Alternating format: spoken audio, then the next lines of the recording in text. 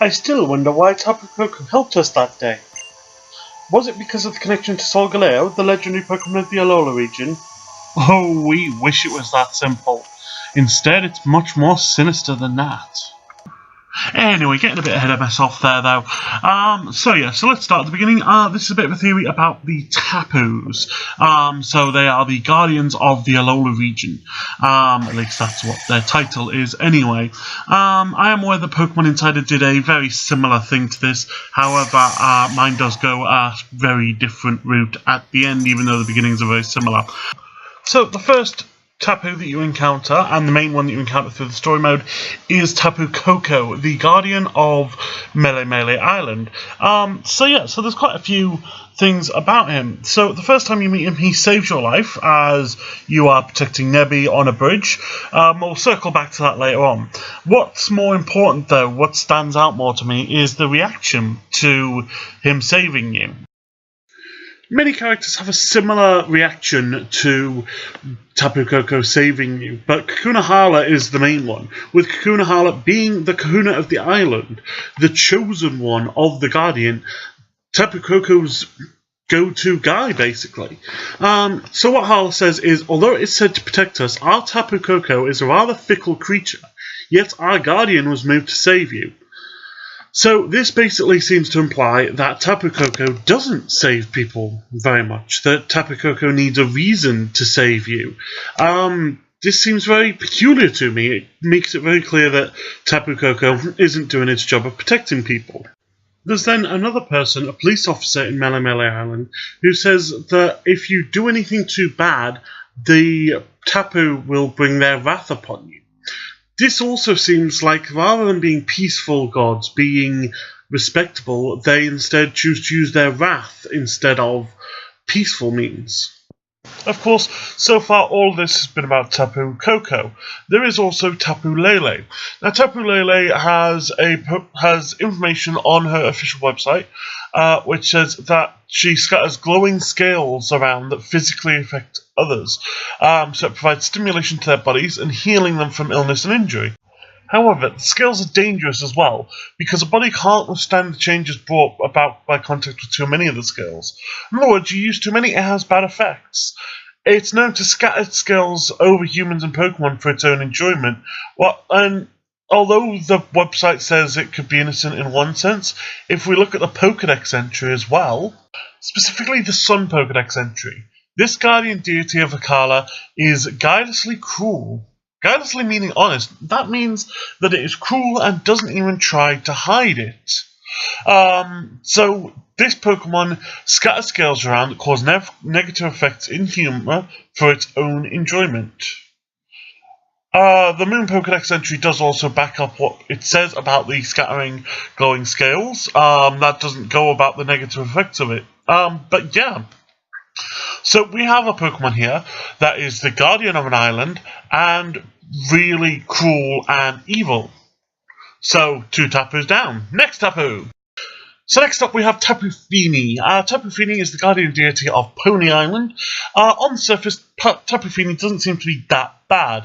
Apparently it's able to create a special water that can purify both the mind and the body, but in order to get it, in order to heal, it needs to have the strength of the person who wants it demonstrated.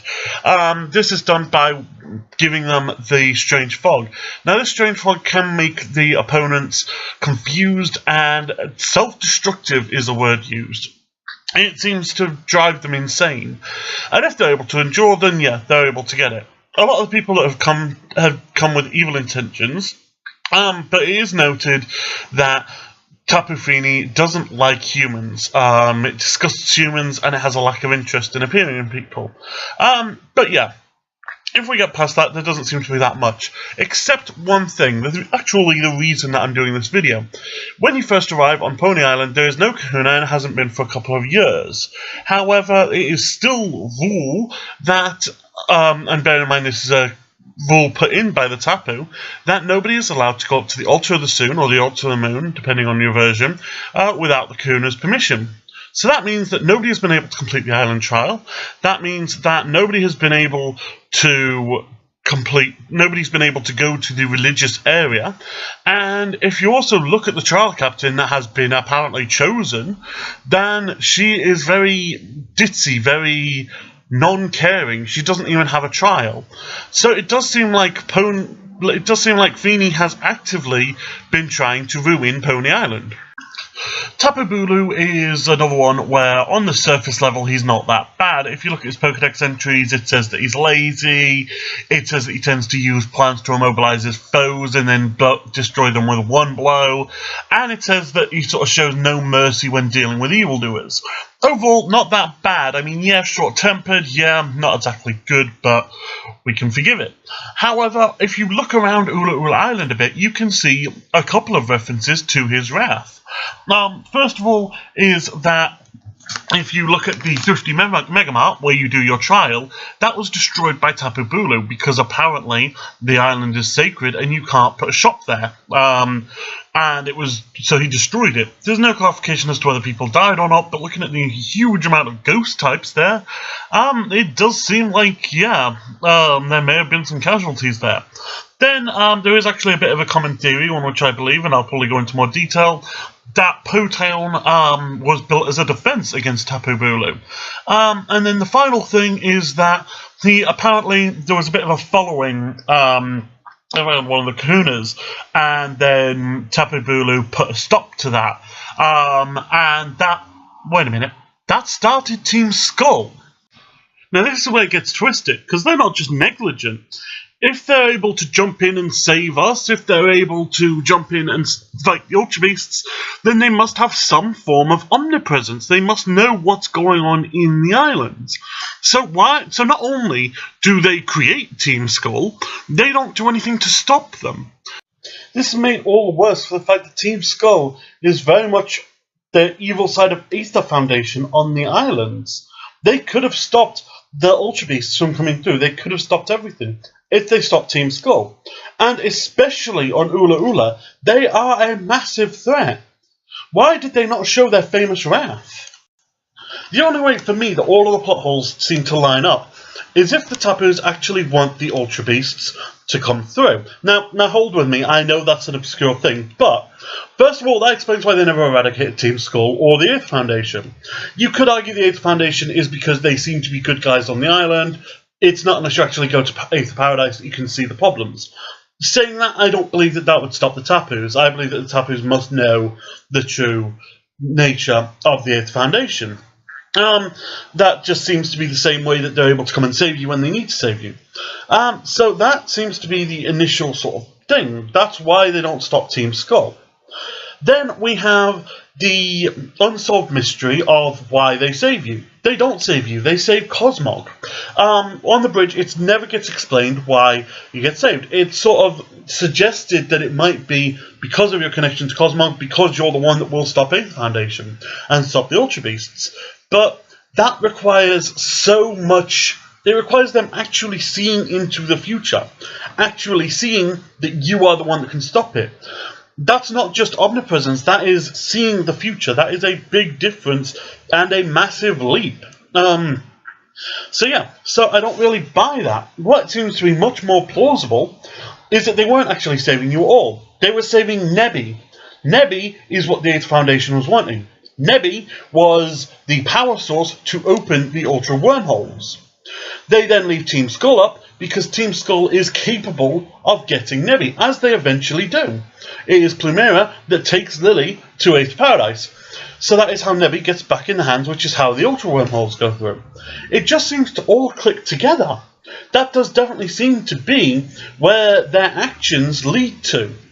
And they do very little to actually stop the Ultra Beasts. If you look at the afterplot where you go and you hunt down the Ultra Beasts, assuming you haven't caught them, because once you catch them, they're basically your slaves, they don't have any actual presence. They don't help you all. Now, of course, there is one big flaw with this theory. However, I don't believe it is. I think if we look at the scene, we will see why them fighting the Ultra Beasts is not necessarily disproving this theory. In fact, I'd go so far as to say that this is one of the biggest supporting evidences. So it starts off with when they've just come through and UBO2 is attacking the Kahuna. So he says it's a rare visitor, and then Tapu Koko comes along and stands in the way of the fight, basically. Now this seems like he's helping. However, if you actually look at what the Kahuna Hala says, he says, have you come to battle or are you here as guardian? That implies that it doesn't seem like he's actually guarding them from anything. Maybe he's just come to battle the new UB that's just gone through. Maybe he's just trying to make sure that he can throw the battle. At the end of the day, we know that the UBs either win or something. I mean, the battle fades out, but the UBs all stay where they come through. They tend to get thrown a bit away, but it's like they go to Verdant Forest or something like that. Probably enough for the Tapus to be able to avoid having people going after them until the time is right. Of course, you end up hunting them all down before any sort of final plan comes to it. There's also another bit of evidence from when you read the story of Nebi, of Solgaleo or Lunala, in which it reveals that the Tapus originally fought against Solgaleo and Lunala. This, first of all, would mean that they have no reason to save Nebi. Even if it's saving you, they don't have a reason to save Nebi because they like Nebi. They are enemies. So they would have to have a good reason for it. Also, as a note, if they had just let Nebi die, the Ultra Wormholes would never have come through. It just seems like either they are incredibly, stupidly incompetent, and they make so many mistakes to the point where their mistakes are going to bring about the end of the world, or it seems like they are deliberately trying to bring the Ultra Beasts through. Now, maybe it is to destroy the world, maybe it is just because the Ultra Beasts aren't as bad as they seem to be. But either way, it definitely seems like the Tapus are on the sides of the Ultra Beasts. And that explains every unanswered question about what they do when you see them. Of course, that's just how I see it. Other people see it differently. Let me know if I missed something. Put a comment in the comment section below to let me know what you think of this theory. Do you think I got it bob on? Do you think I've made some sort of horrible mistake somewhere? Let me know, and I will... I'll try to respond if anybody brings up any good points. I may even do a follow-up video if somebody does have something which debunks this.